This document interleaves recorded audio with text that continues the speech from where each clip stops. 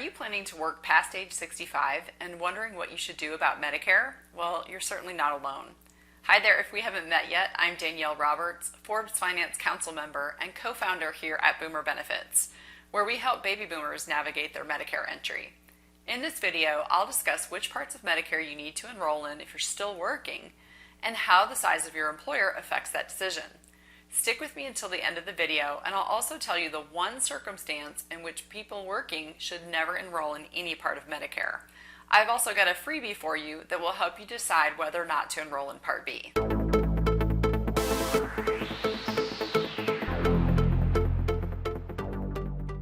When you're turning 65 and you have employer group health coverage or coverage through a spouse's employer, the size of the employer determines whether you should enroll in just Part A or both Part A and Part B. If the employer has more than 20 employees, then that employer coverage is primary and Medicare will be secondary. In this scenario, most people just enroll in Part A, which is Medicare's hospital coverage. The reason for this is that Part A costs nothing at age 65 for most people. Your payroll taxes throughout your lifetime have already prepaid for Part A. So enrolling in Part A won't hurt you, and it could help to reduce expenses if you have a hospital stay.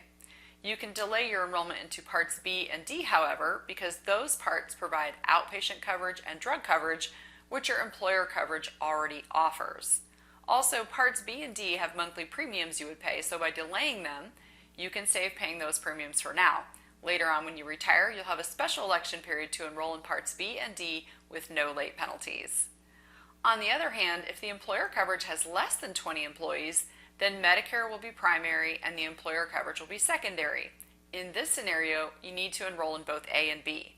Skipping Part B in this situation would likely result in you covering 80% of your own outpatient expenses and get you a Medicare late penalty as well. Now, in my introduction, I mentioned that there was one situation in which you would not want to enroll in any part of Medicare while you're still working. The situation is this: if you have a high deductible health plan and a health savings account that goes with that, you shouldn't enroll in any part of Medicare if you plan to continue contributing into that HSA or accepting contributions into that account from an employer. IRS rules do not allow you to contribute into an HSA if you have any other insurance coverage, and that includes Medicare Part A. You should also be aware that when you start taking Social Security income benefits, your enrollment into Part A will happen automatically. The two are linked, and you cannot take income benefits without Part A being active as well. So this means if you want to continue contributing into an HSA, you cannot enroll in Social Security income benefits either.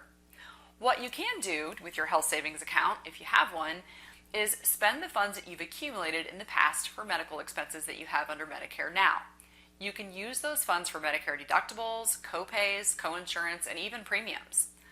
Lastly, I want to let you know about one thing that we see happen so often. Sometimes your employer forgets to notify Medicare when you retire. If you were working for a large employer over 20 employees and Medicare was paying secondary, Medicare still thinks it's paying secondary. So you go to the doctor or hospital and you use your Medicare card and your providers bill Medicare and all the bills get rejected.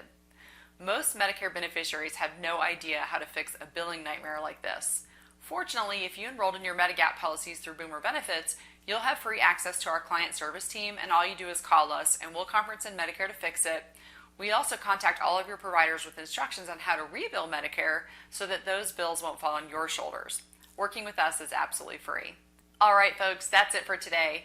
Now you know what to do about enrolling in Medicare when you're turning 65 but still have active employer group health coverage. If you like this video, please hit the thumbs up button below and subscribe to our channel. It really helps us to spread the word. I'd also love to know how many of you are still working and how long you plan to work after age 65. Drop your answer in the comment section below. And finally, if you'd like to get our Do I Need Part B cheat sheet, I've linked it in the notes below this video. Thanks for watching, and we'll see you in the next video.